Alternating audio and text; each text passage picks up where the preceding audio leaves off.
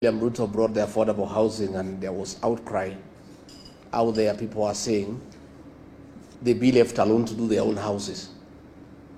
And I had a conversation with him, and he says, no, we need houses.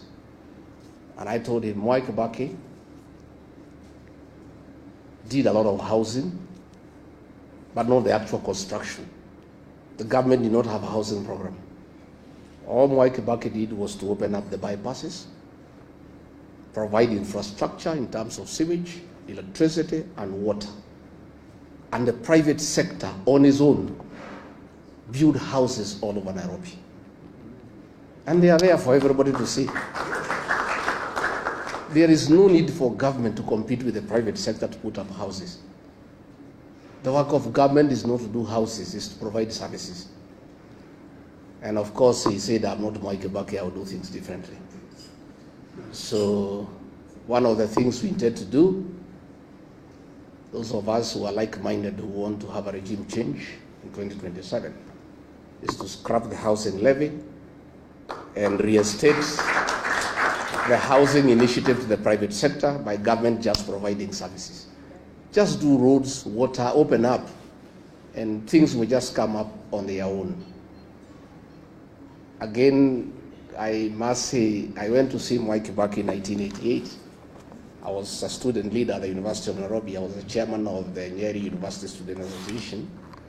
And through my then member of parliament, the late Matuamai, I sought an appointment to see the vice president, and I went to his office in Jogo House. And we had a lot of discussion, and he wanted to know what are my ambitions, and I told him I'm interested in business.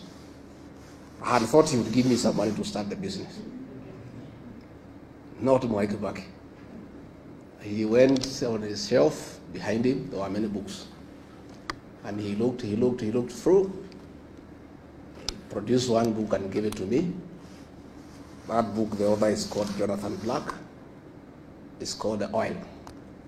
He said, if you want to do business, go and read this book, you'll be a good businessman. That is his mentorship, and today I'm a good businessman, instead of tokenism.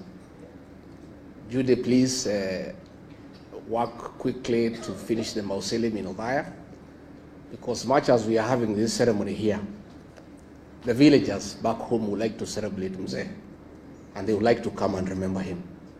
And since we cannot bring them here to Nairobi to listen to Professor Kagwanja and foreign policy, they would just like to come to Othaya just to remember the old man for what he did for the people of Othaya, for what he did for the people of this country. Professor Kagwanja, thank you. On the foreign policy, you have told us Mwai Kibaki, his foreign policy was based on the best interest for this country. The other day I talked about our foreign policy in Sudan that is driven by commercial interest. And I saw one of the Ruto flower girls yesterday trying to lecture me that I shouldn't talk about it because I saw to some constitution. The constitution that I and Muturi saw to is to do the right thing and to keep the law. It's not to enable other countries to buy arms to kill children. And Eugene Wamalwa, you know, we are looking at what is happening about Butere Girls. We are unable to understand what is this viciousness against children by the present government. Even the colonial government that was very brutal, it never went for the children. Mzungu, they were very brutal, but they spared the children. So we have seen a situation where an administration has panicked because this one term is becoming real. So they have gone berserk.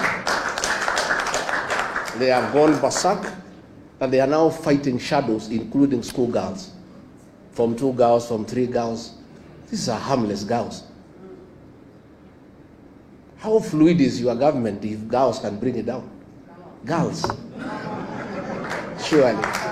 You know, so when you look at the situation in the Sudan, we are allowing gold to be processed in Kenya and guns to be smuggled through Nairobi to go and kill children in the Sudan.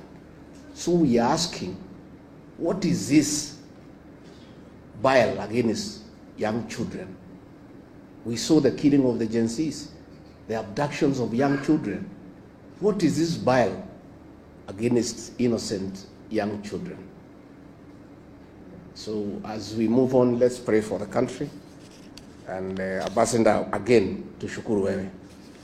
Now I'm looking at General Gachagua here, and I want to say, if General Gachagua was the director of NIS, that play would not have been banned in Nakuru if it had to be banned. Because it came all the way from the sub-county, nobody noticed. It went to the county, nobody noticed. It went to the region and it became number 3, nobody noticed. They only noticed about it in Nakuru, in the finals, because of a failed intelligence system. You know, that will not happen. So if a decision needed to be made that is a bad play and people should not see it, ingesimamishiwa huko mbali, because the officers on the ground every day, lakini watu wote wamelala, kila mtu natafuta pesa.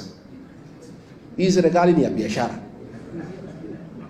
Watu ya intelligence wanatafuta biashara, watu ya polisi wanatafuta biashara, rais mwenyewe anatafuta biashara. Sasa, you know, these are things that would make Mwai Kibaki turn in his grave. You know, tuko na shida kubwa, lakini Mungu anatusaidia. So Jacob Haji, we are forming a political party in May. Tutatangaza. We look for a way to work with the Democratic Party. We would like to be associated with Mwai Kibaki and what he achieved. Wacha ni introduce huyu Ketu Waruguru, simama, pigia makofi. Huyu mrembo ya Laikipia. Then we have our daughter. She's called Gatha in Kikuyu land. The Honorable Gathoni wa Muchomba. Tuko na Masi Kakuya, alikuwa mjumbe hapo Kasarani. She has been associated with this party for a long time. Of course, tuko na Norman Nyaga na wengine, na tumeshukuru sana, and the organizers of this function, we are honored. Tuko na Jane Kihara, the great lady of Naivasha. Alichaguliwa as an MP kwa hii chama ya Democratic Party. She's a third member, ako kwa tamu ya 3. Na nikali anaangushaga wanaume 7 kila uchaguzi. Wote wanaweka chini. These strong women, they are strong people. So tumeshukuru sana, and thank you very much, and asanteni sana Ambassador Mutaura and your team that supported Mwai Kibaki. We honor you because you made him great by serving him well and helping him to steer this country, even as he advanced in age. You know, his things were going very, very well. But again, it is him who gave you the opportunity and allowed you to work. Asanteni sana. Thank you very much. Haya, mupige makofi.